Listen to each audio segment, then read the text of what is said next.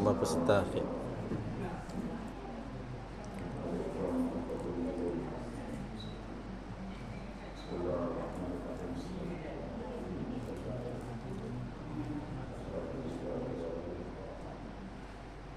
Oh, dia hebat lagi.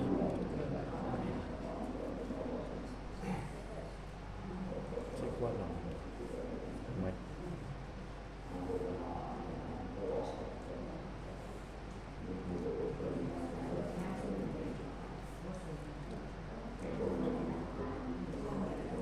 Cik kuat.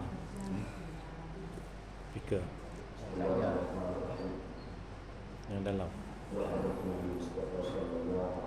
Batang itu ya kan? Mak yang tadi. Tadi.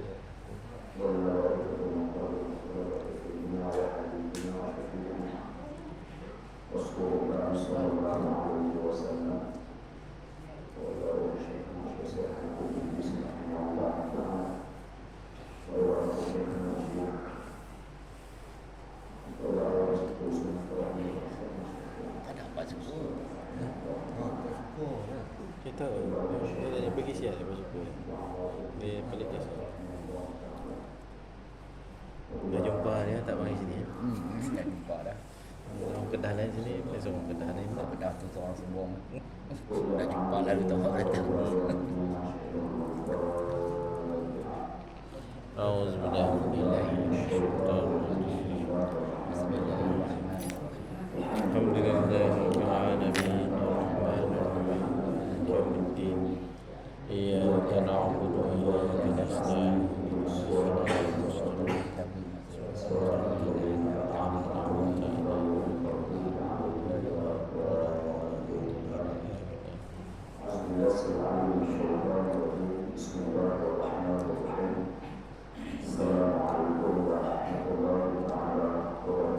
Waalaikumsalam.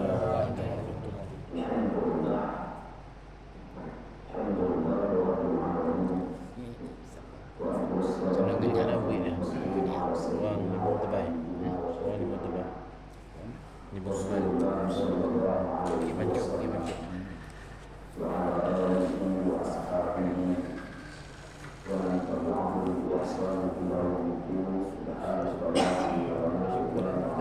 Dah. Ada ustaz.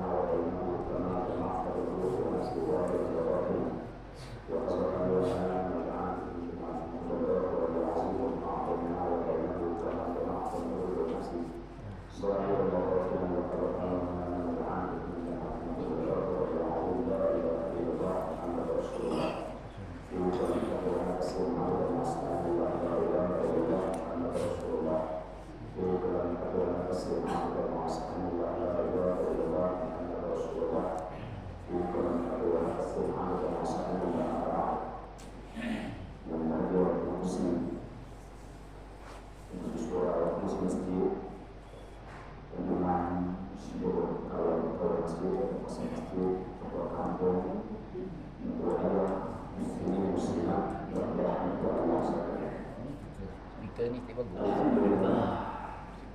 Cicap mesti sok. Kemudian tu yang best kan.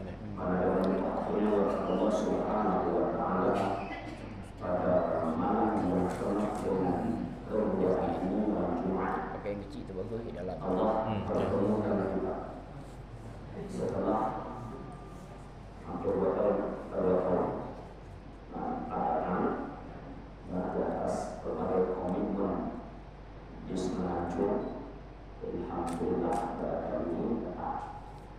bersama semula dalam program dakwah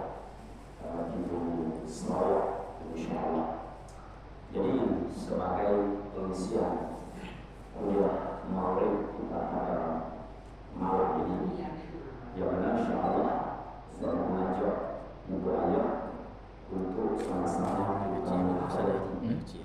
satu surah Boleh okey kecil. yang kita sedang baca, dan ini sebagai salah satu tazkirah bagi kita semua, yaitu surah At-Tin. Ingat surah At-Tin? Surah At-Tin. Bismillahirrahmanirrahim. Wat-tini waz-zaitun wa turi sinin wa hadzal baladil amin. Laqad khalaqnal insana fi ahsani taqwim. Thumma radadnahu asfala safilin. Innal ladzina amanu wa 'amilus shalihati lahum ajrun ghairu mamnun.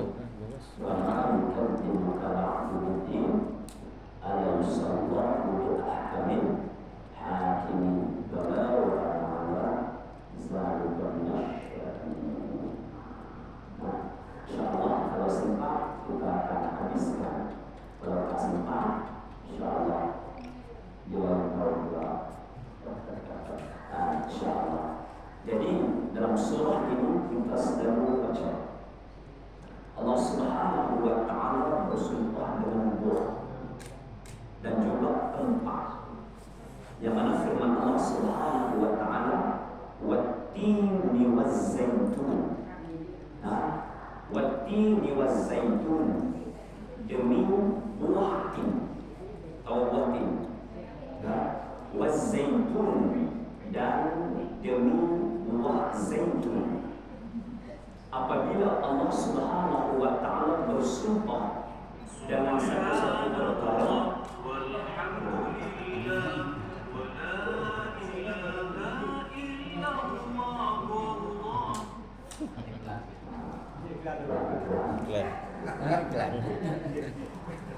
apabila Allah Subhanahu wa ta'ala bersumpah dengan satu perkara, menunjukkan satu perkara itu yang sangat-sangat istimewa. Tetapi saya tidak mau untuk menguraikan satu-satu apakah keistimewaan buah tin dan apakah keistimewaan buah zaitun. Waktu di sini yaitu demi bukit Tursina. Demi bukit Tursina. Betul-betul ya, Pak. Dan cukup banyak.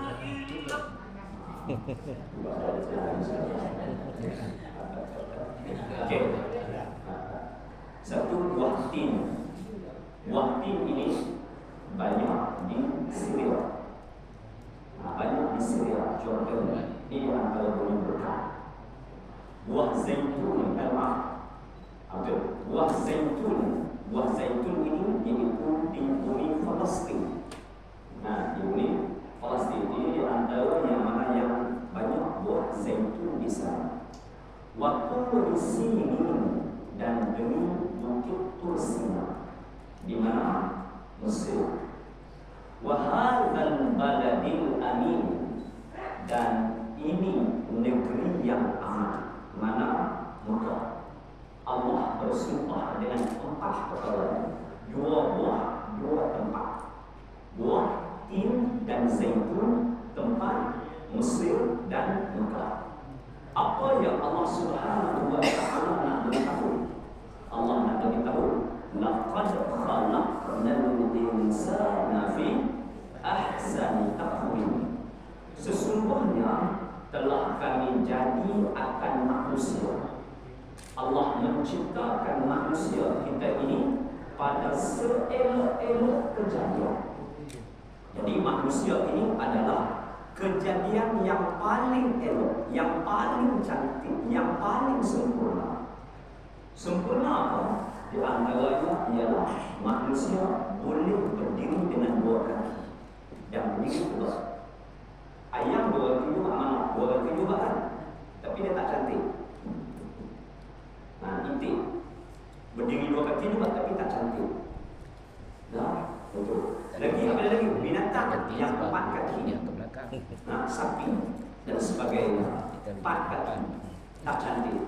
Manusia Allah ciptakan dua kaki tapi boleh berdiri tegak. Ini satu nikmat yang Allah Subhanahu wa taala cipta. Kemudian manusia ini makan dengan tangan. Kita jumpa makan dengan tangan. Satu ciptaan yang sangat baik. Sapi makan dengan mulut. Terus makan. Monyet. Nah, walaupun kena ada tangan-tangan, kaki dia bukan mulut. Ayam, manok dengan mulut terus. Itu sebagainya. Itik, cara itik. Semua tak cantik. Yang paling cantik makan adalah manusia. Dan manusia ini pula boleh berkata-kata, bercakap. Walaupun kita berbagai bahasa, tetapi boleh cakap dengan bercakap dan boleh faham. Ada orang cakap tapi tak, ada makhluk lain yang cakap tapi tak boleh faham. Macam orang tiup, boleh cakap tapi tak faham apa yang dia cakap. Waktu malam pun tetap dia cakap good morning, sebab dia tak faham. Okey, itu antaranya juga. Kemudian pula berakal. Manusia ni Allah Ta'ala bagi akal. Binatang tidak ada akal, tapi manusia Allah Subhanahu wa taala beri kepadanya mempunyai akal yang mana yang boleh berfikir. Apabila ada akal, manusia ini pula boleh belajar, berilmu. Dan kehebatan manusia Allah Ta'ala cipta, laqad khalaqnal insana fi ahsani taqwim. Manusia mampu mengajar makhluk yang lain daripada manusia. Satu, manusia dia boleh mengajar, dia boleh belajar menerima ilmu, dan dia boleh mengajar pula kepada manusia. Ada manusia yang mana yang dia boleh mengajar kepada makhluk lain. Manusia boleh mengajar monyet naik kapal. Dia tidak ada guru monyet, ada doktor monyet, profesor monyet, yang ada yang mengajar monyet adalah manusia. Sapi yang mengajar balik kandang dan sebagainya, manusia yang mengajar. Itu kelebihan yang Allah Subhanahu wa taala bagi kepada manusia. Kemudian manusia ini juga mempunyai adab. Adab yang mana yang baik. Kemudian lagi manusia ini boleh ketawa. Boleh ketawa. Ketawa manusia ini pula ketawa dengan yang dia faham. Lagi manusia ni dapat khalaqnal insana fi ahsani taqwim. Manusia ni juga boleh menangis. Menangis dengan perasaan, bukannya dengan lakonan. Kalau kita tengok sapi ataupun manok dan sebagainya, dia menangis jaga dia, tapi bukan dia betul-betul, bukan dengan menangis. Tapi mungkin dia sakit dan sebagainya. Manusia dia boleh menangis dengan sebab sedih. Ada dia menangis kerana sedih, ada dia menangis kerana gembira. Itu juga salah satu yang Allah Subhanahu wa taala ciptakan manusia ini. Dan kehebatan manusia, akhirnya Allah Subhanahu wa taala nyatakan dzumma radadnahu asfala safilin. Akhirnya manusia ini kemudian kami kembali akan dia dengan terlebih bawah segala yang mana yang bawah. Macam mana kepada yang bawah, yang terlebih bodoh segala yang bodoh. Itu asalnya. Pasal itu kita kena ingat, Allah ciptakan kita daripada cantik dan sebagainya, dia akan naik sehingga 40. Selepas 40 dia akan menurun semula. Apa dia antara yang dia mula menurun dan sehinggalah macam-macam yang jadi di antaranya apabila umur sampai sehingga 95. Ini tafsir. Umur 95 ni maksudnya dia tak se-handsome semasa umur dia 25 dah. Kalau kata ibu-ibu, dia tak secantik ketika mana umur 25. Begitu juga ketika mana umur 75. Yang mana pada ketika itu bodoh rupanya dan sebagainya. Di antaranya lagi, apabila sehingga usia itu bermula daripada umur 40 ke atas, yang mana summa radadnahu asfala safilin, antaranya Allah akan bagi dia bongkok. Ulang dari juga, lepas tu semakin bongkok. Ini biasa. Nah, ini perjalanan kita manusia. Semakin bongkok, semakin bongkok, semakin bongkok. Kadang-kadang tu bila ada solat tu sehingga bukan benda tak baik, tak benda baik. Solat juga kan. Dia solat tu berdiri dengan rokok tu tak pernah berbeza. Sama bongkok dia. Sehingga dia semakin gerak, semakin gerak, belakang semakin bongkok. gerak. Antaranya lagi dhaif, lemah. Nah, ketika mana ada usia 70-an dan dia tidak sekuat seperti mana usianya 20-an. Dia semakin lemah. Tu Allah sebut kata apa? Summa radadnahu asfala safilin. Kemudian lagi dia sebut di segi ulama sebut lagi antaranya nyanyuk. Sini berapa nyanyuk? Sama. Nyanyuk pula. Dan nyanyuk semakin lupa. Punca di antaranya lupa ialah apabila kita lalai dengan Quran. Sebab itu kita usaha membaca Al-Quran. Usaha membaca Al-Quran. Kalau kata tak pandai belajar pun usaha belajar. Sebab kita kena ingat apabila kita mati, kita akan disoal perkara ini. 7 soalan yang akan disoal kepada kita sebelum kita memasuki iaitu jalan barzakh. Jalan di barzakh itu ada 2. Satu taman daripada taman syurga, Rawdatul Nurul Jannah. Satu lagi, satu lubang daripada lubang neraka. Jadi di sini dia spot check. Apa yang kita lakukan di atas dunia, ketika itulah di spot check. Maka di antara yang spot check apa dia? Yang pertama, marwatuka, siapa Tuhan kami? Kita dihantar banyak di kubur kan, imam, ustaz, baca talqin, siapa Tuhan kami? Bagaimana yang nak jawab itu adalah iman kita. Kalau kita di dunia kita tak pernah belajar untuk kenal Allah, kita bagaimana kita Allah? Yang kedua akan ditanya berkaitan baginda Rasulullah SAW. Sejauh manakah kita telah mempraktikkan kehidupan kita dengan sunnah Nabi SAW. Sejauh mana kita mengenali baginda Rasulullah SAW. 2. Yang ketiga akan ditanya kepada kita sejauh mana kita mengamalkan Al-Quran. Kita mengamalkan Islam. Kita letak Islam sebagai agama kita. Daripada awal sehingga akhir, bagaimana kita meletakkan Islam itu. Kita letak Islam betul-betul dengan yang kita amal, ataupun kita ambil Islam hanya sekadar saja. Sebab itu kita kena letakkan Islam 100% pada diri kita. Baik ketika mana kita salat, ketika mana kita puasa, ketika mana kita melakukan amal ibadah dalam rumah tangga kita dan sebagainya. Ada kita kena ingat apabila disuruh azan hayya 'alas shalah, di mana kita berdoa. Adakah kita pada ketika itu apabila orang azan melakukan hayya 'alas shalah, adakah kita menyebut seruan itu dengan sebuah hadir untuk salat? Ini perintah Allah Ta'ala. Allah Ta'ala perintah supaya kita sujud. Perintah supaya kita sujud. Tiba-tiba kalau kita tak sujud, kita enggan. Di masjid dengar hayya 'alas shalah, tapi kita masih lagi teruskan program kita. Kita takut jadi macam iblis.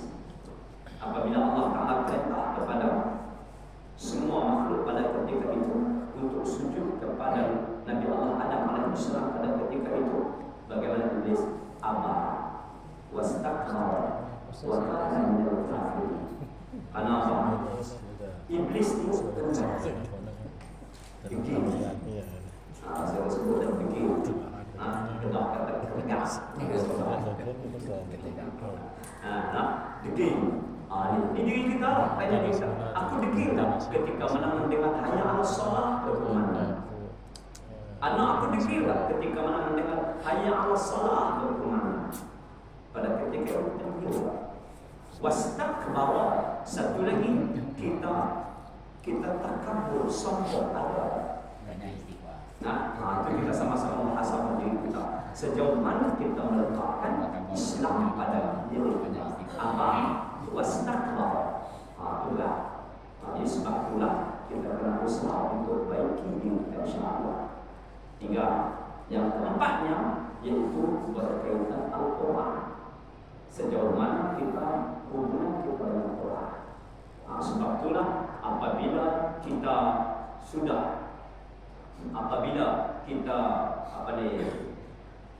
pada hari ini kita cuba usaha, kalau kita yang boleh mampu baca Al-Quran, usaha baca Al-Quran. Bagaimana hubungan kita dengan Quran? Yang belum pandai baca Al-Quran, usaha untuk belajar. Walaupun hari ini belajar alif, ba, ta,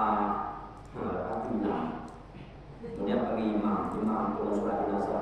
Siapa meninggal? Dia dah meninggal. Alhamdulillah, dia sudah ada usaha untuk belajar Al-Quran. Walaupun belum pandai, tapi dia ada usaha. Yang tak boleh baca Al-Quran, terus baca Al-Quran. Jadi kita ada hubungan kita dengan Al-Quran. Nah, sebelum daripada itu, bagi ada hubungan kita dengan Al-Quran. Nah, walaupun kita tak mampu baca Al-Quran, walaupun kita tak mampu baca Al-Quran, dua anggota kita yang lain bagi ada hubungan dengan Al-Quran. Kita apabila kita baca Al-Quran, tiga anggota kita ini tasbih Quran. Yang pertama tasbih Quran ialah mata sentuh Al-Quran. Jadi kita usahalah hari-hari kita tu bagi ada mata sentuh Quran. Bukan mata sentuh Quran, Al-Quran yang mata tidak. Buka Al-Quran tengok. Pandang Al-Quran kepada huruf-huruf Al-Quran, ayat-ayat Al-Quran, walaupun belum pandai baca, pandang ayat-ayat Al-Quran. Yang kedua, telinga kita bagi dengar Al-Quran. Asallah telefon apakah Imam Masjidil Haram ke manakah, untuk kita bagi gegendang telinga kita mendengar Al-Quran. Bagi yang mampu baca Al-Quran, lidah baca Al-Quran. Tiga pahala jalan serta apabila kita lakukannya. InsyaAllah. Jadi apabila kita sentiasa anggota kita disentuh Al-Quran, InsyaAllah nyanyi dan aksi. Tapi kalau tak sentuh Quran sebab tu kebimbangan kita. Sekarang kita okeylah. Ke depan nanti mungkin Allah alam 10 tahun lagi 20 tahun kebimbangan kita umur 50 dan selepas pada umur 40 ni kan dah mula apa dia lagi yang Allah Ta'ala sebut, iaitu laqad khalaqnal insana fi ahsani taqwim thumma radadnahu asfala safilin lagi, yang Allah Ta'ala sebut, yang Allah Ta'ala akan patah balikkan dia. Di antaranya tiada giginya. Ini sebut aku ni dulu gigi banyak, tapi apabila semakin berusia dan gigi semakin berkurang, jatuh satu-satu cabut gigi sehingga akhirnya tiada lagi gigi. Antaranya lagi telinga semakin kurang dengar, cuma dan nahu asfala safilin, telinga semakin dengar, tiada kelihatan, mata semakin kelabu, semakin kabur. Kemudian pula wajah semakin kedut. Ketika mana umur 60-70-an tidak lagi secantik ketika usia 20-an dulu. Kemudian pula lagi apa dia? Keras lidah. Baca Quran lidah semakin keras lah. Antaranya lagi tiada kuasa berjalan laju. Kemudian pula lagi apa dia lagi? Pakaian pun nampak semakin nampak cantik lah. Ini Allah Ta'ala sebut satu-satu. Kemudian lagi dia akan jadi apa? Ulama tafsir sebut, iaitu dia akan balik seperti kelakuan budak-budak dulu. Baby. Bergaduh dengan cucu.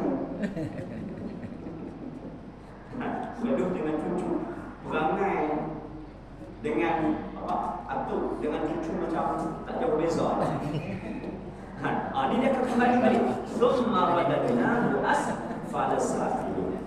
Okey. Nah, walaupun usia kita semakin naik, semakin meningkat dan anggota kita ataupun kekuatan kita tadi semakin merosot, tetapi Allah sebut kata apa? Innal ladzina amanu, kecuali orang-orang melainkan segala mereka yang beriman, wa amilus shalihat, dan beramal dengan amal yang saleh, Allah sebut falahum ajrun ghairu mamnun. Allahu akbar.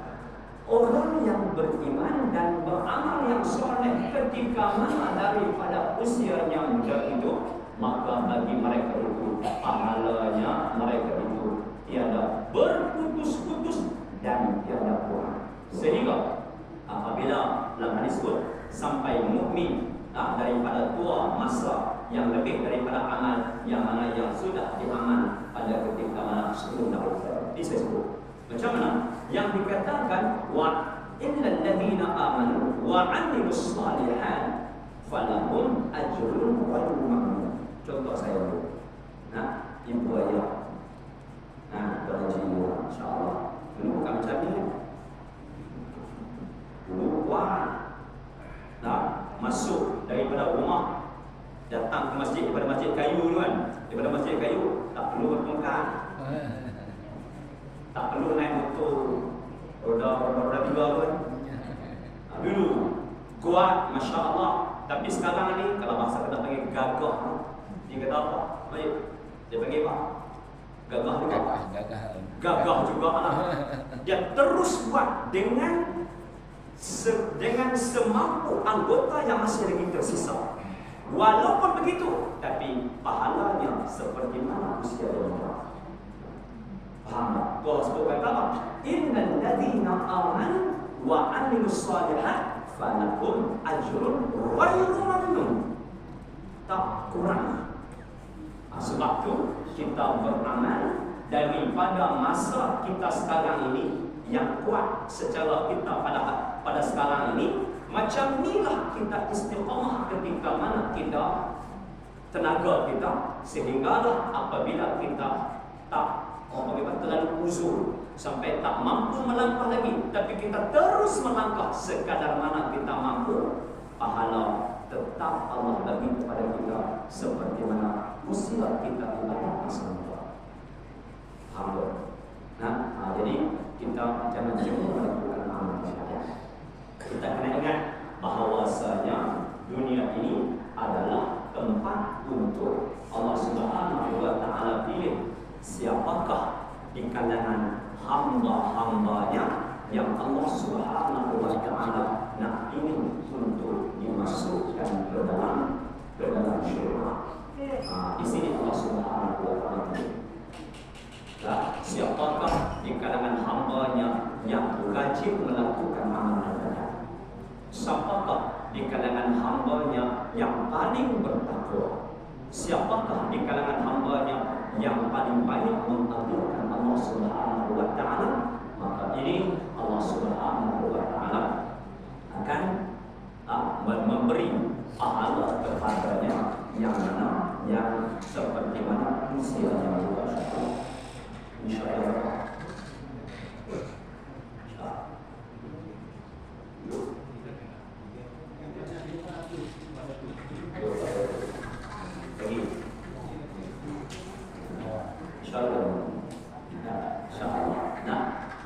Jadi jangan kita jemu untuk kita melakukan amalan. Sebab perlu kita kena ingat kita berada di atas dunia ini. Allah Taala hantar kita ke dunia ini. Allah Taala cipta kita wa ma khalaqtul jinna wal insa illa liya'budun. Tidak aku ciptakan jin dan manusia kecuali untuk menyembah Allah Subhanahu wa taala. Jadi ini kerja kita.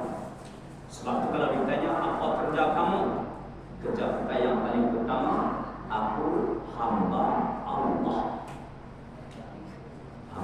Aku hamba Allah. Bagaimana aku hamba Allah? Ini yang kita kena lakukan sungguh-sungguh sebagai kita melakukan amal ibadat kita kepada Allah Subhanahu wa taala. Fama yukadzibuka ba'du biddin, maka apa yang mendusta akan dikau hai orang kafir kemudian daripada itu dengan agama Allah Subhanahu wa taala. Yakni sebab apa suatu dan apa sebab yang jadi engkau tiada percaya dengan balasan hari kiamat. Kita kena ingat perjalanan kita menuju hari kiamat jauh. Kita akan berpindah daripada satu alam ke satu alam. Daripada alam kita sekarang ini sudah berada pada alam yang pertama.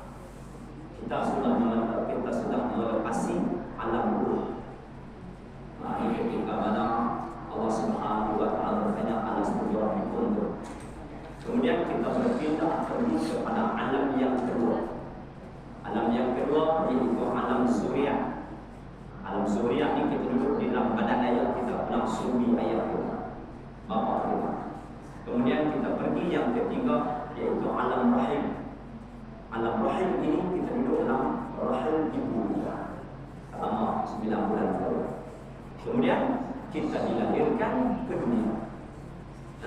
Bila kita dilahirkan ke dunia, di sinilah tempat untuk kita menempah syurga Allah Subhanahu wa taala.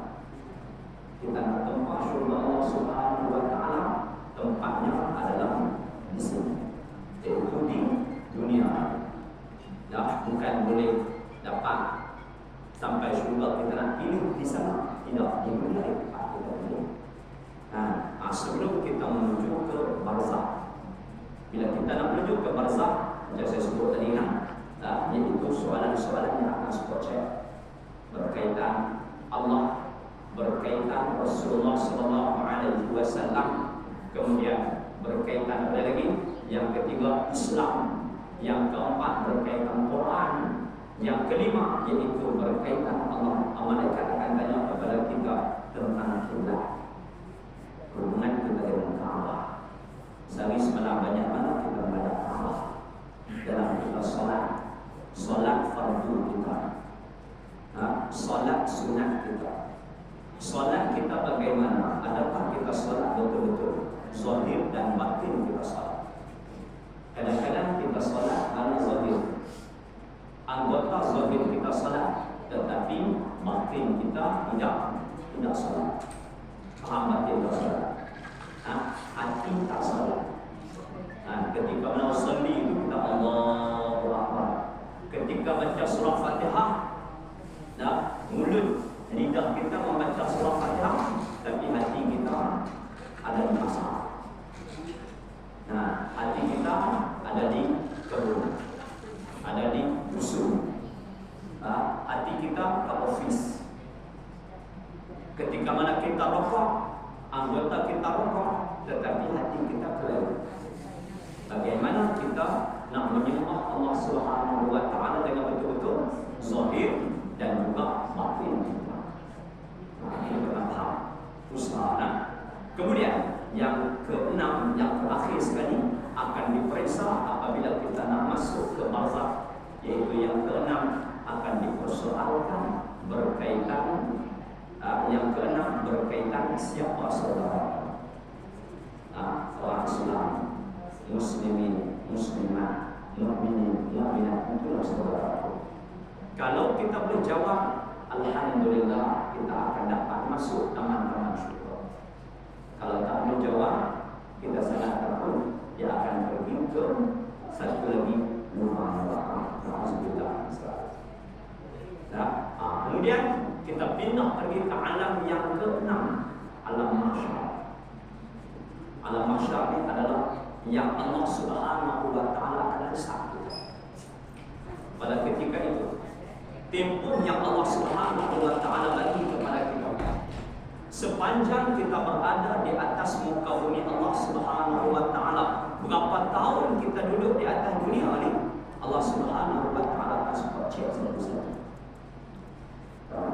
Dia spot check dengan kata Allah, amal kita ni bagaimana? Ada dosa yang kita buat. Daripada kita akil, daripada kita balik banyak dosa yang kita lakukan. Kadang-kadang kita bimbang kepada Allah Subhanahu wa taala untuk dosa. Dan kita kena ingat Tuhan yang kita nak menuju ke iaitu alam yang terakhir, iaitu alam akhirat. Nak pergi ke alam akhirat ini ada dua. Satu alam akhirat iaitu syurga. Satu lagi alam akhirat adalah neraka. Ini yang mana yang sama-sama kita nak sebut. Aku nak pilih. Kalau kita nak pilih untuk ke syurga, maka syarat utama asas untuk menuju syurga adalah iman. Kalau tidak ada iman, semasa ia berada di atas dunia, tidak belajar tauhid, tidak belajar akidah, tidak belajar usuluddin untuk mengenali Allah Subhanahu wa taala dengan betul-betul, maka pada ketika itu bagaimana kita akan baca, bagaimana kita nak mengenali Allah Subhanahu wa taala kalau kita tidak belajar tauhid. Sebab itu kita kena kenal Allah Subhanahu wa taala dengan betul-betul kenal. Barulah kita akan dapat memasuki syurga Allah Subhanahu wa taala. Bila orang beriman, dia akan dapat memasuki syurga Allah Subhanahu wa taala. Jadi orang beriman akan masuk syurga. Masuk syurga ni pula dia ada 3 peringkat. Orang yang akan masuk syurga dia ada 3 peringkat. Peringkat yang pertama, grup yang pertama, kumpulan yang pertama akan memasuki syurga Allah Subhanahu wa taala tanpa hisab dan tanpa azab. Terus masuk syurga. Faham? Jadi kita ni bersedia untuk hisab. Berapa dia? Jadi ya. Kau tidak bisa agak mau. Tak bisa awal. Sebab kita fikir banyak dosa yang banyak dosa. Dan kita pernah berdoa ampun kepada Allah. Tak tahulah Allah Subhanahu wa taala ampun ke kita. Jadi kalau boleh, ya Allah, bagi orang suruh namanya masuk syurga tanpa hisab. Sampai dia berdoa. Antaranya Nabi sallallahu alaihi wasallam sebut ialah orang yang akan masuk syurga tanpa hisab adalah orang yang jaga salat berjemaah. InsyaAllah kita muhasabah dari masing-masing. Kita ada masjid, alhamdulillah kita datang masjid, ada orang ganggu, tak ada orang sekat pun. Dan usahalah jaga salat berjemaah, mendapat takbiratul ihram bersama imam. InsyaAllah kita akan dipilih oleh Allah Subhanahu wa taala untuk mendapat yaitu masuk syurga tanpa hisab, insyaAllah. Sebab itu bila kita faham yang ni, sehingga kita nak tinggal salat jemaah pun tidak takut. Ini satu. Yang kedua, orang yang akan memasuki syurga tapi terlebih dahulu dengan hisab. Spot check itu. Spot check kena hisab. Bila dia hisab ni dua. Satu, dia hisab segala amalan yang kita lakukan. Kita buat amal ibadat kita, Allah Subhanahu wa taala terima semua kita. Kadang-kadang kita buat amal ibadat, tapi amal ibadat kita tu bercampur-campur dengan macam-macam. Tak ikhlas. Buat kerana itu, kerana ini ada tujuan yang lain. Jadi bila buat amal ibadat dengan tidak ikhlas, kita perlu amal ibadat kita ditolak. Yang kedua, akan dicek juga dosa yang kita lakukan. Kita buat dosa, kita pernah dah bertaubat kepada Allah Subhanahu wa taala dengan taubat nasuha. Bila kita taubat dengan taubat nasuha, Allah Subhanahu wa taala terima kita. Betul-betul dah taubat. Bila kita buat dosa, dan kita mohon ampun kepada Allah Subhanahu wa taala. Kemudian dosa yang mana yang kita lakukan itu Allah Subhanahu wa taala ampun kita. Kalau tak ampun, nah, sebab tu bila cek tengok dosa yang dia buat tu Allah ampun.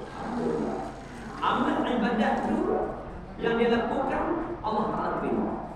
Alhamdulillah, boleh masuk syurga. Tapi kena sampai rosak dengan sedikit ilmu. Kita rasa yang Allah kita masuk 18 90 banyak kan kadang-kadang solat kita minta Allah nak letak elok. Amal ibadat kita letak elok tu yang Allah Taala perintah. Ada lagi iaitu benda-benda yang Allah larang pun kita langgar. Ini hasab. Nah, yang kemudian pula apabila dihisab yang ni dosa Allah Taala ampun, amal ibadah Allah Subhanahu wa taala terima, maka masuk syurga. Manakala buruk yang kedua, ini masuk syurga lepas sikit. Itu terlebih dahulu Allah Subhanahu wa taala apabila Allah Taala cek dia, periksa dia, maka akhirnya mendapat jawapan hasil daripada itu dia melakukan amal ibadah, dan amal ibadah itu Allah Subhanahu wa taala terima. Alhamdulillah. Bila spot check tengok berkaitan dosa dia, ada dosa dia yang Allah Taala ampun. Bila dosa dia diampun, maka terlebih dahulu akan diumpah masuk neraka. Masuk neraka paling kurang lama mana? 70 tahun. Sebab itu kita nak buat dosa itu. Sanggup tak kita nak tanggung azab Allah Subhanahu wa taala. Bila dapatnya ni, bila telah diampuni oleh Allah, maka insya-Allah kita akan mendapat itu syurga Allah Subhanahu wa taala. Maka bila dibuat syurga, alhamdulillah segala amal ibadat kita Allah Subhanahu wa taala akan terima semua, dan di sini tempat untuk kita berlumba dalam amal ibadat sehingga akhirnya Allah Subhanahu wa taala akan masukkan kita dalam syurga Allah. Jadi saya rasa cukup sekali itu, dan akhir kita buka sedikit ada apa persoalan. Saya berjawab doktor. InsyaAllah sila sedikit soalan setelah 5 minit.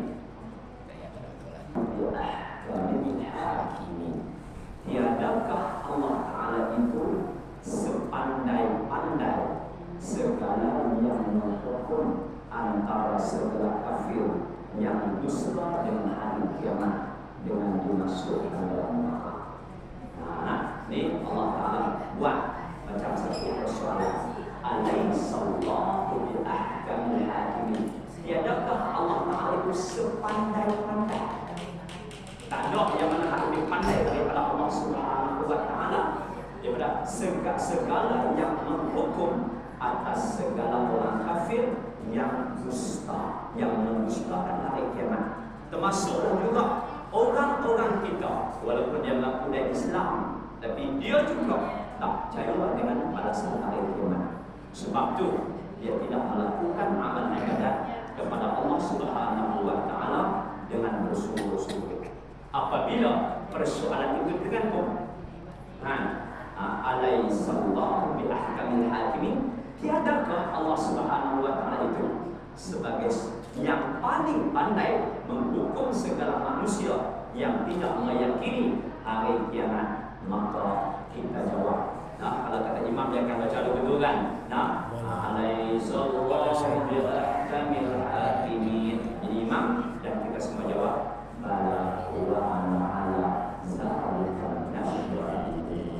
bahkan ya Allah, Engkaulah yang segala-galanya yang menghukum segala-galanya. Dan aku di atas demikian itu aku menyaksikan bahwasanya Engkaulah ya Allah yang mana yang paling pandai menghukum segala manusia. Jadi siapa-siapa di kalangan manusia yang melakukan beramal ibadat kepada Allah Subhanahu wa taala dengan sempurna, kerana Allah Subhanahu wa taala Allah menghukumkan dia, memasukkan dia ke dalam syurga. Siapa yang mana yang tak buat, siapa yang tak taat kepada Allah dan tak betul-betul iman, maka akan dicampak masuk dalam neraka. Dia menjadi sampah. Sebab itu sebut kata para ulama, sebut kata apa, iaitu dunia ini ibarat sampah. Di mana kita letak dunia? Kalau sampah itu kita letak dalam badan kita, kita tumbuk sampah itu kat badan kita, akhirnya kita akan dilakukan ke sampah. Hati kita tidak menerima. Jadi kita nak untuk hati kita sentiasa bersama dengan Allah Subhanahu wa taala. Insya-Allah kita terus melakukan amal ibadat kepada Allah Subhanahu wa taala sehingga kita dapat merasakan kemanisan, kelazatan, kenikmatan dalam melakukan amal ibadah kepada Allah Subhanahu wa taala. Jadi terus beribadah kepada Allah, terus berusaha untuk kenal Allah Subhanahu wa taala, terus untuk kita perbaiki diri kita sehingga kita dapat menjadi seorang hamba Allah Subhanahu wa taala yang terbaik insyaallah.